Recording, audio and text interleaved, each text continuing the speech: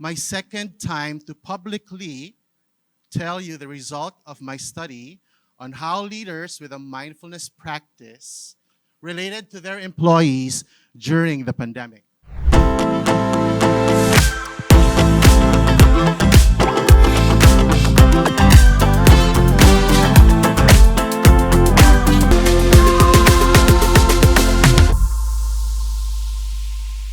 Good afternoon, everyone. Are you guys hungry? Yes? I know. My timing is perfect. But before that, I'm gonna copy not Franz, but Aris. I'm gonna copy him because I'm going to talk about mindfulness practice, right? And I'm sure a lot of you may probably have heard of mindfulness practice. And so, I'm gonna copy Aris by asking you, and gusto nyo to kasi I'm sure a lot of you are also sleepy naman din. So pagbibigyan ko na kayo. I'd like you to please, sit properly. Probably just like, have your feet grounded, right? Have your feet grounded, and let's do a moment of mindfulness, right? Let's do a moment of mindfulness by acknowledging the present moment. So I'd like you to close your eyes and be mindful of your breaths.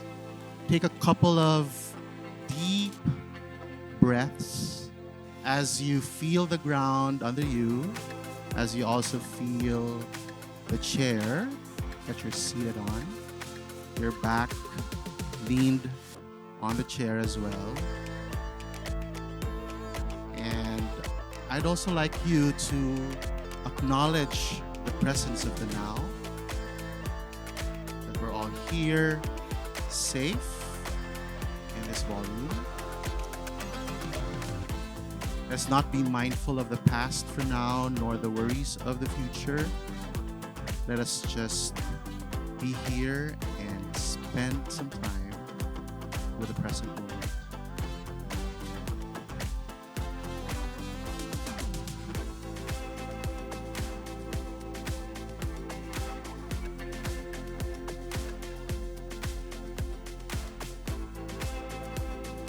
And slowly, let's get back to the room and open our eyes. Thank you, everybody, for giving me that opportunity to actually do what we call a mindfulness practice. And after 4 years of rigorous coursework, passing the comprehensive exams, and of course, doing my dissertation, and of course, dyeing my hair in the process, I would like to present to you, ladies and gentlemen, my second time to publicly tell you the result of my study on how leaders with a mindfulness practice related to their employees during the pandemic. This study was a dissertation that I decided to take because in the workplace,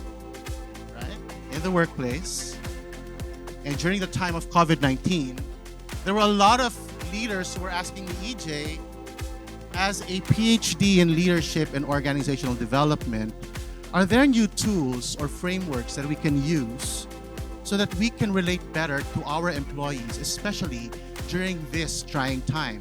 And that was, of course, during the pandemic. And to tell you honestly, my dear friends, I did not have the slightest idea of how to answer them.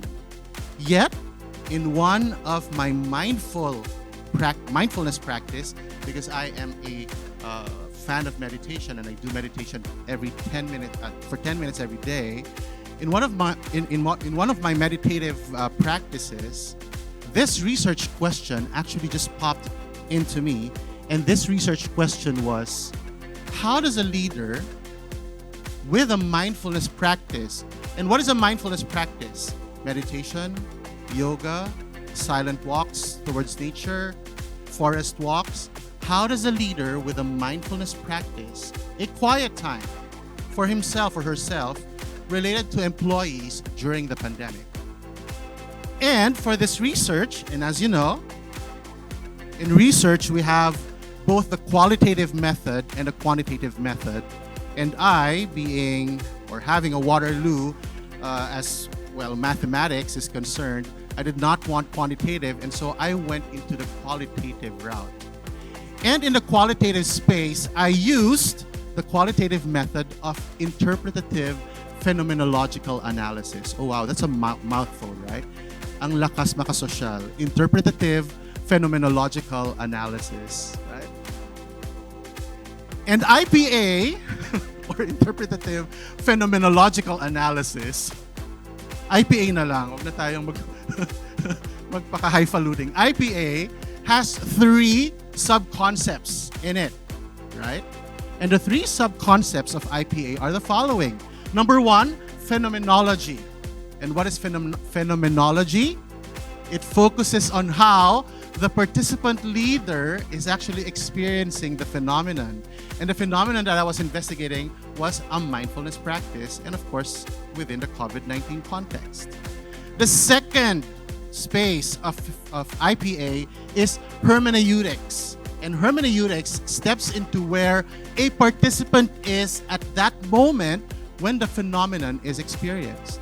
And the last framework of IPA is ideography. It discovers the interpretation of that participant from the individual's account. Right? And why did I use IPA? Because IPA also makes use of only a number of participants. In fact, a maximum only of 6 participants. And for my study, I used 4 female leaders. The participants of the study were the following. They were at least in middle management positions, and they were supervising at least 2 subordinates. Females of the same age range in similar leadership capacities and functions. And probably you'll ask, why females, EJ? Because in one study in New Zealand, mas maganda daw ang mindfulness practice ng mga women kaysa sa gentlemen. So I chose women. Screen based on community, peer, or self-nomination. Mindfulness practice, yoga, meditation, forest bath, of at least 1 year, or training in mindfulness from a certified mindfulness practice, and a mean score in a 15-item mindfulness attention awareness scale, or MAAS, where the highest score is 6. They all got at least 5. And what's interesting about my study would be the following results. How do leaders with a mindfulness practice related with employees during the pandemic? First result, leaders with a mindfulness practice focus on doing better work as a team. And sub-contexts out of that would be leaders with a mindfulness practice during the pandemic prove job relevance through better work. They were also hastening innovation and process improvement. In fact, one of my participants told me that they had more process improvements than 2 years that we were in the pandemic than in the 9 years that their company was existing.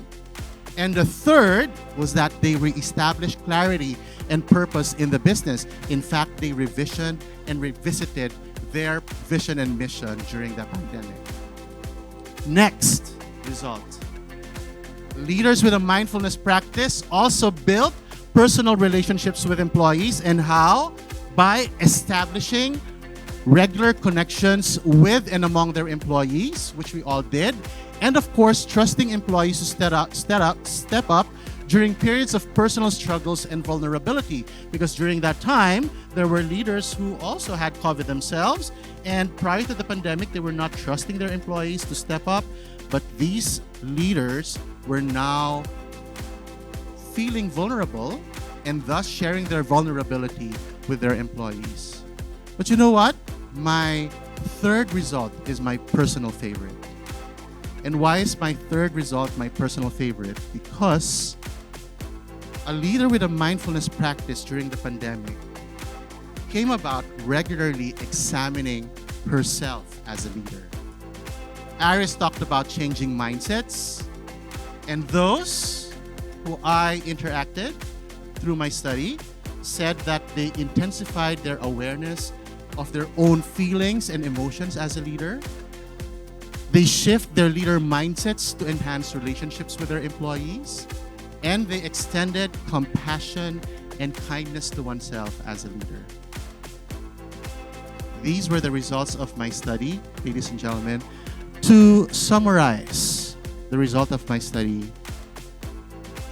In the workplace, during COVID-19, leaders with a mindfulness practice related to employees by focusing on doing better work as a team, building personal relationships with their employees, regularly examining themselves as a leader, and of course, being vulnerable as a leader relating to their employees as human beings. I'd like to thank everybody for your interest in the study that I have. And now that we're out of the pandemic, probably the question that I have for you would be, if I'm the leader now, and because of the VUCA environment where we are in, how can I better relate with my employees through a mindfulness practice? And maybe you can take this practice on to better your leadership with your workplace. Thank you very much, everybody.